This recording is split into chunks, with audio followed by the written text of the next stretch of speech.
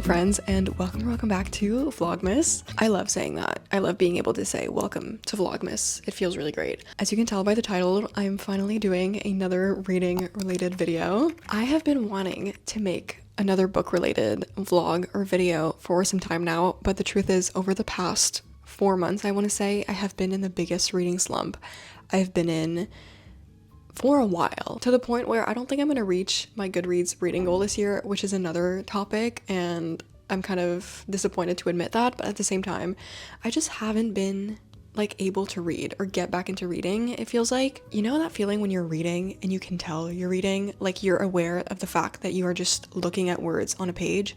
That's been me lately every time I pick up a book. My goal in this video is to get through reading 3 books, and I know that might not sound like a lot if you are a big reader, but that will be more than I have read in the past 4 months combined for me. So I'm just really trying to break out of this slump, and I figured what better way to do that than to, number 1, make a video about me reading, which will hold me accountable, but also number 2, read some festive and holiday themed books to get me into the holiday spirit. I'm gonna be so honest, I literally just typed Christmas in the library catalog search bar, and I saved and tried to reserve whatever books were available. So that is my strategy, but I guess we will see how that method works out for me when it comes time for me to review and rate these books. At the time that I'm filming this, it's currently Monday, November 24th, so we will see how long it takes for me to get through reading 3 books. I've actually already started one already that I borrowed on Libby, the Libby app, and I've just been reading it on my iPad. I started it this morning. It is called, you're not ready for this, Murder on the Christmas Express. What a title. You really know what you're getting yourself into. I am 20% through reading this book, and I've only started it just this morning, so I'd say we're off to a decent start. I will say I went into this book completely blind. Other than the title, I had no idea what the plot was going to be about. As you've probably guessed, it's about these strangers that get together on a plane from London to Edinburgh, I want to say, or somewhere in Scotland. I honestly should know. I've started reading the book, but it's kind of blurry what their destination is. But I know for a fact they're traveling from London to somewhere in Scotland and making a few stops along the way. And you kind of get glimpses and like this little teaser of a murder that has happened on the train. But I would say where I'm at right now in the story, it's still somewhat unclear what exactly the specific details of the murder is. I feel like a lot of, thriller or mystery books will use that formula of already flashing forward to future events where the crime has happened, so that way you kind of get to piece things together as you're reading the present timeline. But this one is kind of confusing because you get an interaction in the prologue that kind of foreshadows a murder, and then you get this one chapter so far from the killer's perspective that is very vague, and it's just narrator omniscient point of view describing the fact that the killer is getting on this train to murder someone, but you don't know specifically who, why, or what.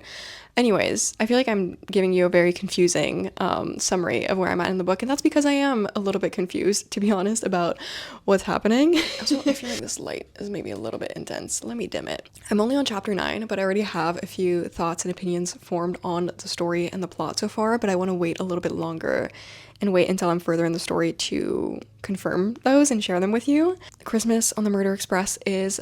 No. Oh my gosh. Murder on the Christmas Express is the first book I'm going to be reading, obviously, and I will be checking back in once I've made a little bit more progress to give you my thoughts.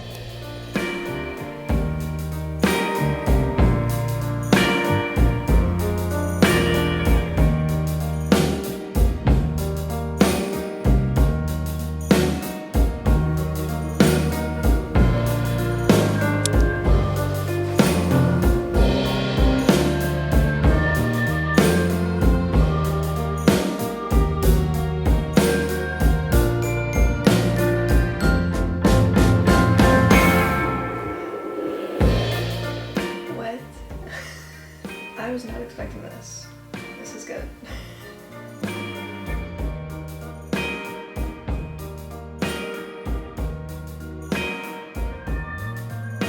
It has been quite a while since my last update, and I am honestly embarrassed to admit that it has been a week and a half since I last picked up my book and read. The truth is, I don't know what I was thinking starting a reading vlog in the middle of finals, but lo and behold, I had to put reading on pause for a little while, just focus on getting through my finals. And then now that I'm finally on winter break, I am rejoicing in the fact that I have loads of time to read. So I want to say, before I had to take a break from reading, I got through about the first 45% of Murder on the Christmas Express, and ever since picking the book back up this morning, I'm now at 73%, so it's honestly proving to be a very quick read. I will say the first 30% was quite slow, and I did find myself having a hard time getting into the story. I also specifically had a hard time empathizing with some of the characters, specifically Meg, the main character that ends up being murdered. And that's not a spoiler, you find out, about this in the very first chapter, so do not worry. She's like a well-known influencer and reality TV star, and I feel like the way she's portrayed is super one-dimensional and superficial. And of course the author does like attempt a little bit to give the character more depth, but all in all, she's just very like one-dimensional and cliche. I actually highlighted some quotes because I was reading along and I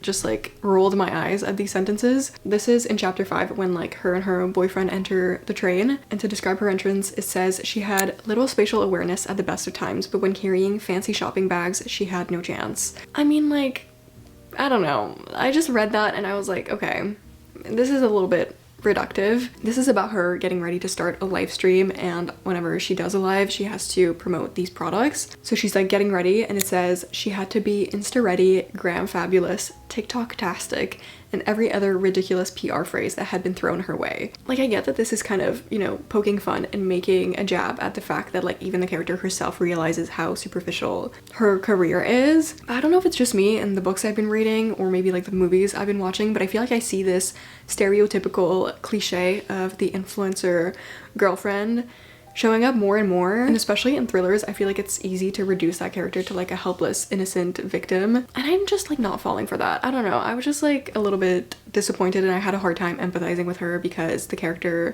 was not really a fully fleshed person in my perception. I feel like after the first 30% of the story, I was able to like kind of get into it and look past that. I will say, and I don't know if this is just because I haven't really been reading consistently for a while and I'm just coming out of a reading slump, so maybe the fact that I haven't been reading as much is just affecting my ability to remember characters' names. But after 20% of the book, I was still confused as to which character was who, and I ended up just writing a list of everyone's name on my phone, and just that way I was able to identify which character was who and like what their purpose was in the story, because especially in murder mysteries there's like a lot of characters involved and a bunch of different suspects, so I was just having a hard time honestly remembering character names. But now all is good. Honestly, making that list helped me a lot. One more thing that I think made it a bit harder for me to get into the story at first was the fact that I feel like sometimes big pieces of information were just like revealed in a sentence and I was like, oh, okay, this is like a very important piece of background information about this character and their past that you're just like giving us in a introductory sentence. But I guess that only really happened like a few times. It just caught me off guard because usually I'm used to having to like piece together the main character's past and history myself through like context clues rather than just having it said to me straight up. As for where I'm at in the story right now, I am 73% in, so I have a little, I think under 100 pages left on my iPad to read, and I definitely think I can finish reading the book tonight, and I want to be able to finish it because I just like am in a mood to binge read right now. Those are all my updates for now. I'm gonna get back to reading, and hopefully next time I see you, I'll have finished the book.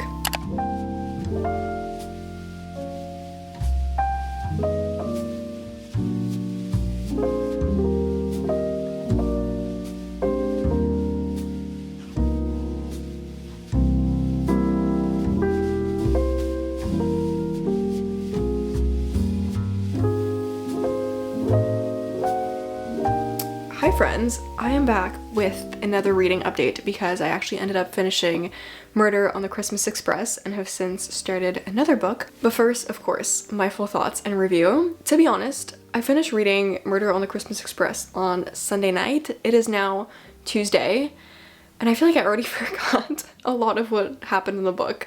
And that kind of shows you how involved I was in the story. I will say, I kind of already touched on this last time I was giving you guys my thoughts, but I thought the first like 30 40% was quite slow, and then afterwards it kind of picked up from there and I was a lot more interested. But then I feel like something kind of similar happened once I reached about like 80 to 85% of the book, and obviously things start picking up because you start like uncovering things about the murder, which I did end up kind of being able to guess and foresee what was going to happen. And that's considering the fact that I also was not that involved in the story, so I thought it was kind of interesting that I was able to guess the ending even though I wasn't really trying that hard. I feel like to me reaching the end of the book was kind of anticlimactic, and not only that, but also one thing that I was thinking to myself while reading, and I did notice a lot of other people pointing out in the reviews, was that I wasn't sure what like the tone of the book was supposed to be. On the one hand, you have these people trapped in a train on Christmas Eve and it's like festive and a little bit cozy, but it's still like a mystery.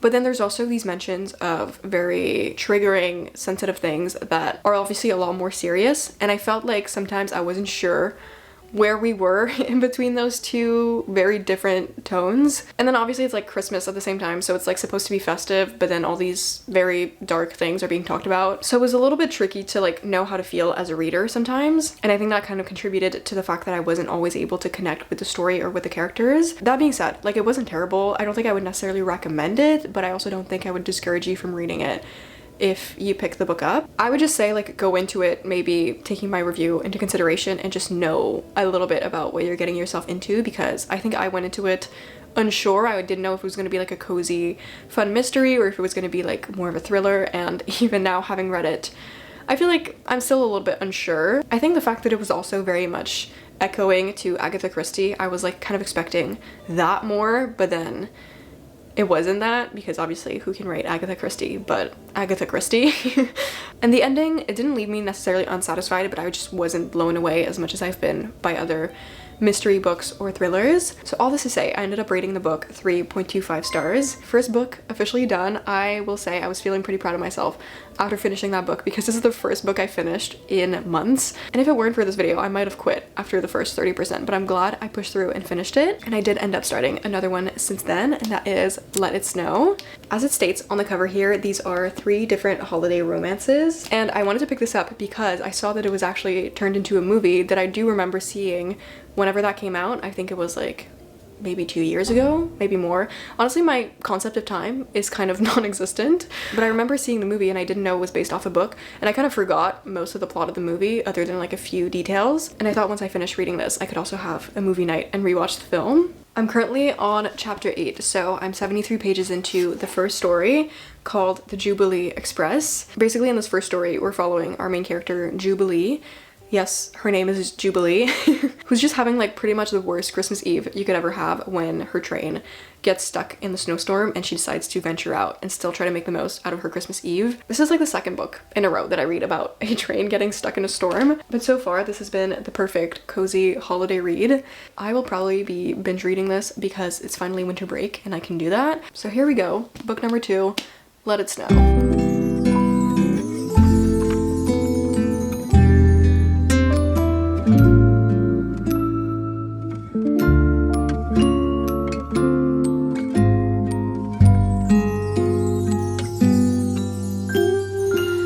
Feeling alone, kinda misty, waiting now for you to come. It's cold again, but I know we'll be warm, sitting by the I officially finished reading Let It Snow this morning.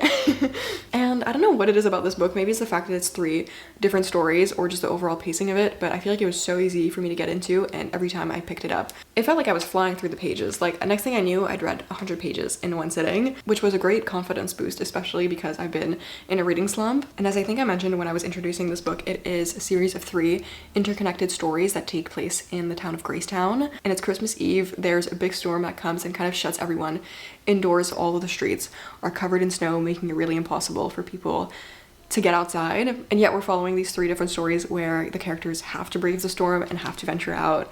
for whatever purpose. I'm really not the best at giving synopses, and the fact that there's 3 stories in this one makes it even more challenging. So I'm just gonna read the back of the book for you guys. It says, an ill-timed storm on Christmas Eve buries the residents of Gracetown under multiple feet of snow and causes quite a bit of chaos. One brave soul ventures out into the storm from her stranded train and sets off a chain of events that will change quite a few lives. Over the next 3 days, one girl takes a risky shortcut with an adorable stranger, 3 friends set out to win a race to the Waffle House, and the fate of a teacup pig falls into the hands of a lovesick barista. See, if I tried to sum that up, it would not sound nearly as poetic or as coherent. All the stories feel a little bit like fantastical or unexpected, I guess you could say, but I feel like that is where the holiday magic comes in and it just makes everything work. This is in no way competition, but I do think that the first story out of the 3 was my favorite to read. It was just like a perfect, cozy holiday romance in my opinion. It was short and sweet, it was very wholesome, and I just really liked it, so I feel like going from that to the other stories, it was hard to beat. Not to say I didn't enjoy the other stories, I just think they didn't really connect with me as much. Like the second story is all about this group of friends that ends up going to a Waffle House because their friend works there, and he's like, I'm like trying to summarize this the best of my ability, but basically the train that gets stranded has a bunch of cheerleaders on the train, and then they decided to also go to the Waffle House. And so the guy working at the Waffle House calls his group of friends and is like, you guys have to come. There's a bunch of cheerleaders at the Waffle House. And so the story is all about them like facing the storm and trying to get to the Waffle House to basically hang out with a bunch of cheerleaders. And saying that out loud, like, it sounds kind of ridiculous because it kind of is, but I think that story in particular just felt a little bit dated. In the group of friends, there is a girl who's a little bit more of a tomboy, and I like how she at some point calls out the guys on the fact that they're just going to crazy lengths to hang out with a bunch of cheerleaders and also just the fact that they're making these cheerleaders seem really superficial and dumb. So obviously that was all in the back of my mind as I was reading that story, but that's not to say I didn't enjoy it. In the third story, what I found kind of interesting is that you're following this kind of unlikable character in the sense that she's very self-absorbed, and all of her friends and everyone around her is kind of telling her like, hey, you're being really selfish. So through this big quest where she has to pick up a pig for her friend, yes, I know, again, this sounds ridiculous, but if you read the book, it makes sense. She has to pick up a pig for her friend, it's her Christmas gift, and she kind of learns to be less self-absorbed. I don't know if it's because I took a screenwriting course this semester, so we were kind of taught about the storytelling structure and how the character has to like undergo a transformation in the story, but it made me look at the end of the story with a bit more of a critical eye. And at the end of the story, there's a moment where the character finally realizes how self-absorbed she's been and is ready to make a change, and the way it's described is just as a shift. It says, because something shifted inside of me, big shift, like an avalanche, and I could no longer resist it. The feeling inside of me was so big and I was so small. I think the fact that this is obviously a collection of short stories and each author kind of has a limited amount of pages that they can use to write about the character's transformation kind of justifies the fact that the character's like big aha moment is just explained in this very obvious paragraph. But that kind of took me out of the story a little bit. I was like, what do you mean, a big shift? All in all, I think I'm gonna end up rating this a 3.5 out of 5. Even though it was a bit ridiculous at times, I feel like you just have to go with it, and all in all, this was a short and sweet, wholesome and festive read. So that is my review on Let It Snow. Which brings me to my last and final book for this video, which I just started this morning. It is Wreck the Halls by Tessa Bailey. So far I've only read the prologue and the first chapter, so I'm really not far into it whatsoever, but I think I'm actually gonna audiobook this one, partly because I have a few things I need to catch up on today, so it'll be a good opportunity for me to do that all the while making some progress in terms of reading. And I feel like I forget that audiobooks exist, but if you're in a slump, they're always great to kind of help you make progress faster. I will check back in with a summary and my thoughts once I've made a bit more progress into the book, but I'm just gonna get to listening for the next few hours probably.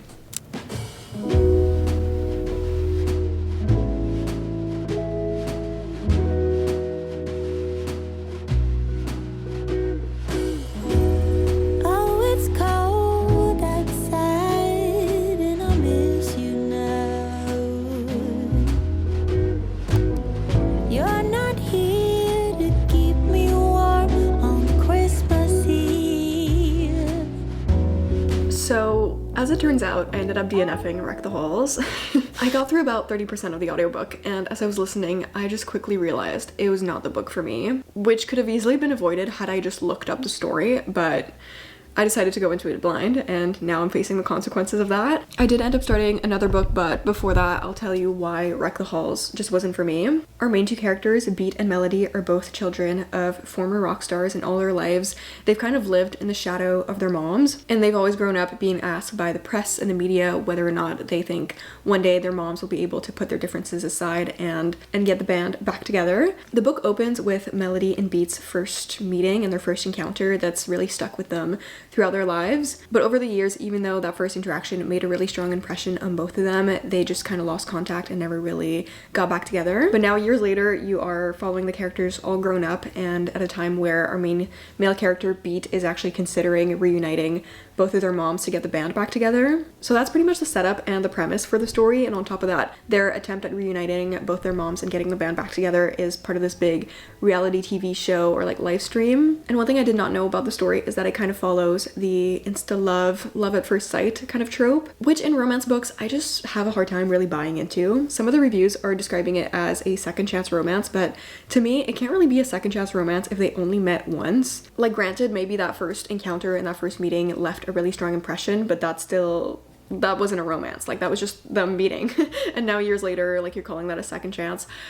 I don't know. I would just find myself listening to the audiobook and then I would just cringe or be like taken out of the story. So I just made the executive decision to put that book on hold and to pick up another one. And I have never been more glad for that, because the book I ended up picking up is so good so far. It is Holiday Romance by Catherine Walsh, and I've seen so many people read and talk about this book this holiday season or like this December. In Holiday Romance, you're following Molly and Andrew, both of whom grew up in Ireland but moved to Chicago, and now they have this kind of tradition every year to fly back home for Christmas together. Currently in our present timeline, it's the 10-year anniversary of their little tradition when a big snowstorm grounds their flight and they have to basically adjust to make it home in time for Christmas. So the story is alternating between the present timeline when they're trying to problem solve and get home in time for Christmas, along with previous flights that they've taken together over the years. So far, I've mostly been listening to the audiobook, but I also have the EPUB version downloaded on my iPad, so I've been kind of switching between the two. Yesterday night, there was a power outage, so I didn't really have anything else to do other than read, and it was just so fun. Like, I feel like reading this book feels like watching a rom-com, and that's like the best thing ever when that happens and I'm reading a romance book, because it means I'm really getting lost in the story. It's not high stakes in any way, but I'm like still involved in what the characters are experiencing and I'm rooting for them, and the banter again is just so good that I'm like audibly laughing at the audiobook as I'm listening to it. I currently have 2 hours and 20 minutes left to the audiobook, although I am listening to it on 2x speed, so whatever half of that is is what I have left. So I really think I can finish the book today, and I really want to, because I also want to get this video up so bad. I've been sitting here at my computer all day working on a video, so I am in dire need of some fresh air and just to not look at a screen for a little bit. And it's also been snowing all day, so I figured it might be fun to go for a little walk, listen to that audiobook, and then once I come home I can finish the book and hopefully give you guys my thoughts. I'm gonna go bundle up and get ready for my walk before the sun officially sets, and I'll be back to share my thoughts hopefully soon.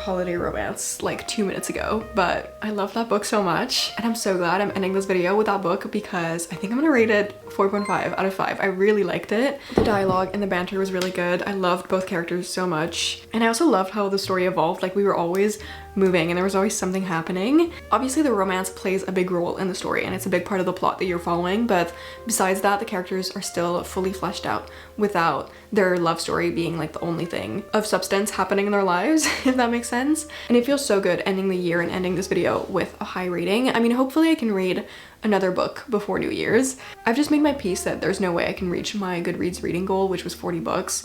I think I've read like 26 books by now. Oh well, honestly, I'm happy with that. I'm just happy because I feel like this video actually did work in getting me out of a reading slump. And after finishing that book, immediately I'm just itching to pick up another book. And that's a great feeling. So I hope you enjoyed this video. I really had a fun time filming it, even though it took much longer than anticipated. Here I was thinking I could film this video in like a week and get it up, and it would be one of the first videos I would have posted as part of Vlogmas, but now it's definitely one of the later ones. But I really wanted to see this video through and get to the end and finish reading 3 books because that was the goal I set for myself. I cannot tell you how accomplished I feel having finished those 3 books. I know it's not a huge amount, but seeing as I have not read much at all these past few months, it just feels really great. I'm gonna wrap up this evening and wrap up this video by finally watching Let It Snow because I still have not gotten around to watching that. And I did say that I wanted to watch that in this video, so I will not let my promise go unfulfilled.